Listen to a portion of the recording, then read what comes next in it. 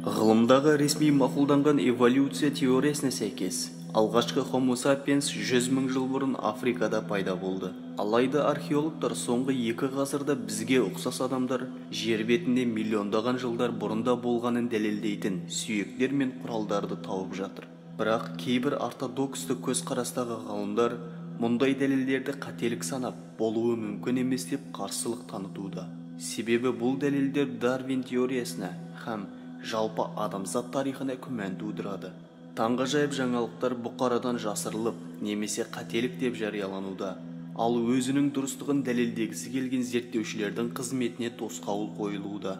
1960 жылдары Жуан Апента Камача мен Синтия Ирвин Уильямс есімді археологтар Мексикадағы Хетлака мекенінен кроманьондық мәдениетке жататын тас құралдарын тауып алады. Алғашында археологтар кезекті тарихи табылған затқа онша мән бермейді. Американың геологиялық қызметінің мамандары Гарольд Мельт пен Вирджиния Стин Макинтайр және Вашингтон университетінің ғалымы Роуальд Фриксель әлгі тас құралдың жасы 250 000 жыл екенін анықтайды.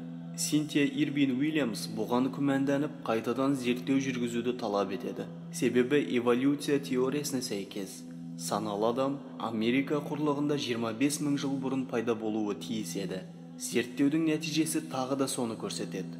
Қателіктің болуы мүмкін емес еді.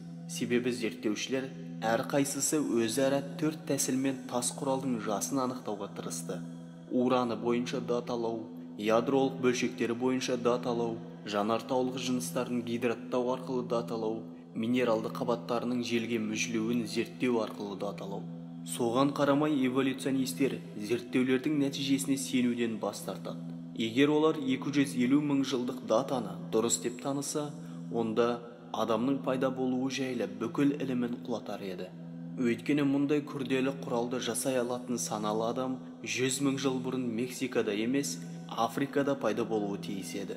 Стин Макинтайр мен әріптестерінің баяндамасының бұқараға жариялануы бірнеше жылдарға кешіктірілді.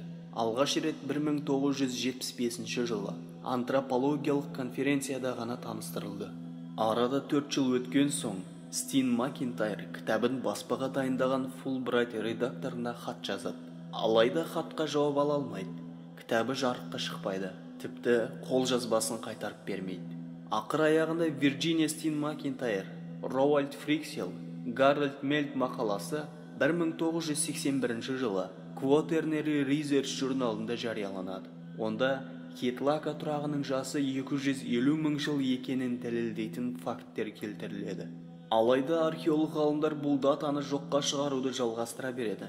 Бұл ғылыми текетірес Вирджиния Стин Макинтайр үшін ауыр тиеді. Жеке басын кемсітеді. Жұмысынан тыныштық бермейді. Оған қоса зерттеу қызметін қаржыландыру тоқтатылады.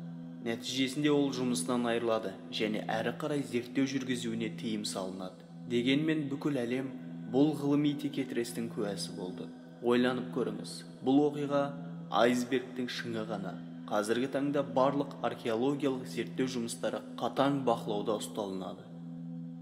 Құран кітабында адамзаттың жалпы жердегі жасы туралы хабар жоқ. Алайда кейбір хадистерде біздің соңғы уақыттарда өмір сүріп жатқанымыз жайлы айтылады. Алла елшісі, оған Алланың игілігі мен сәлемі болсын, басқа қауымдармен салыстырғанда, сендердің бұл дүниедегі тұрақтауларың күн батар кезден күн батқанға дейінгі аралықтағы уақыт секілді деп айтқаны жеткізіледі. Хадистің мәні айқын, яғни өте аз ғана уақытты білдіреді. Салыстырып айтар болсақ, алғашқы қауымдар бізден әлдеқайда ертеректе өмір сүрді. Басқа бір хадисте адамзаттың тіршілік ету уақыты адамнан бастап ақыр заманға дейін 7000 жылды құрайды делінеді. Қазіргі ғылыми теорияларға сәйкес тіршіліктің қалыптасуы үшін 7000 жыл деген өте аз уақыт.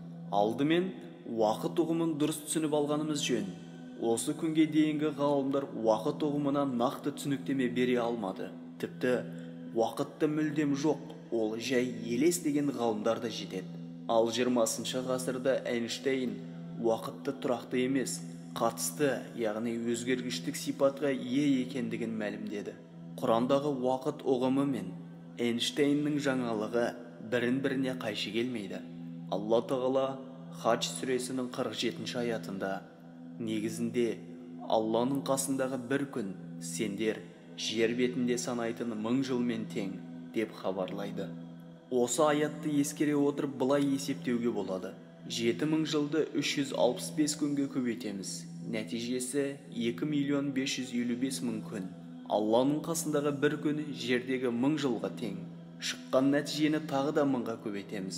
Сонда 2.555.000.000 жыл шығады. Яғни жер бетіндегі алғашқы адамдар миллиардтаған жылдар бұрын тіршілік етті. Бұл тек болжам ғана, анығы тек Аллаға аян. Жоғарыдағы археолог ғалымдардың ашқан жаңалығы Дарвин теориясының жалғандығын әшкерелеп, адамзаттың тарихы одан әлдеқайда ертеректе, яғни миллиондаған, тіпті миллиардтаған жылдарды құрауы мүмкін екенін көрсетті. Археологиялық дәлелдерді бұрмалаудың астында бір ғана себеп жатқан жоқ. Әлемдік жаһандану үрдісіне сәйкес секуляристік саясат өте қолайлы. Ал Дарвин теориясы сол секуляристердің мүддесіне жұмыс істейді.